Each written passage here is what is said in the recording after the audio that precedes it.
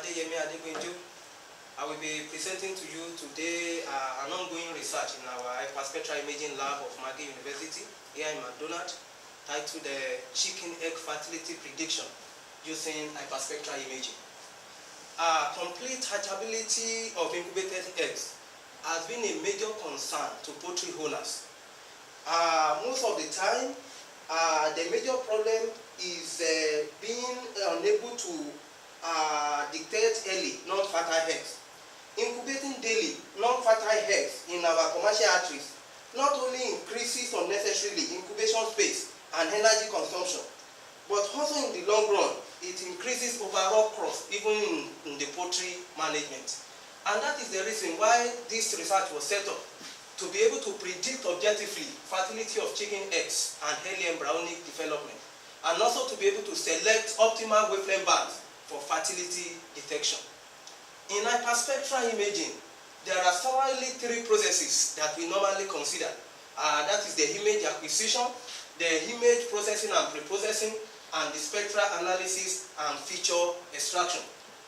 In the image acquisition in this research, we use the transmittance mode, in which our sample is on top of our light source, and then the spectral information that comes out is passed through a wavelength dispersion device, and the hypercube image is transmitted even onto the computer system for further analysis. So this is an example of a typical spectral image that was acquired at a wavelength of 1086 nanometer for different days of incubation for both brown eggs and white eggs.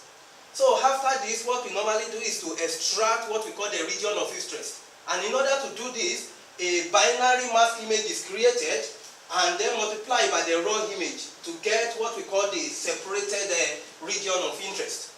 In our lab here, some wonderful results have been presented by Liu and Ingadi, 2012, for fertile eggs and for infertile eggs. She also even went ahead even to detect dead embryo in eggs, and that is why there was an injection of sodium oxide even to some of the egg samples. This is when we are trying to analyze using principal component analysis to be able to classify fertile and infertile eggs using mean spectra on day 0 and day 4.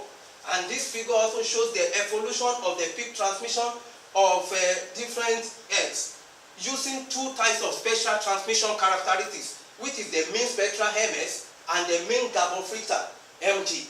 Gabor filter is a textural extraction techniques that was introduced by our lab here, which gives us a robust result than other results that we can get from ordinarily mean spectra.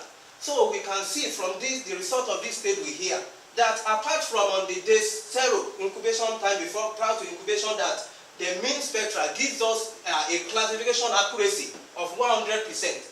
The introduction of a Gabor filter techniques for our feature extraction has helped us to be able to get a good classification accuracy, especially for day 1, 2, day 3, and day 4.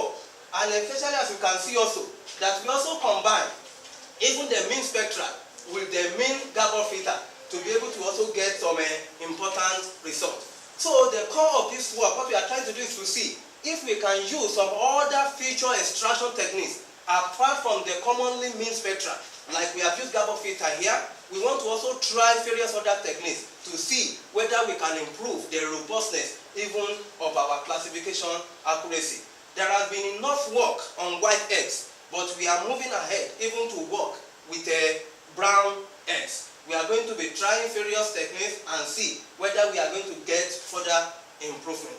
So this work that is ongoing, even at our hyperspectral lab, has supported indeed the great potential of this HSI technique, which is a non-destructive technique. I would like to acknowledge my supervisor and Dr. Liu and my reviewer and instructors. I want to thank you very much for listening to this presentation, and I will be ready to listen to your questions if there is any, especially some aspects of the work that the limitation of time might not be able to help to expatiate further. Thank you so much.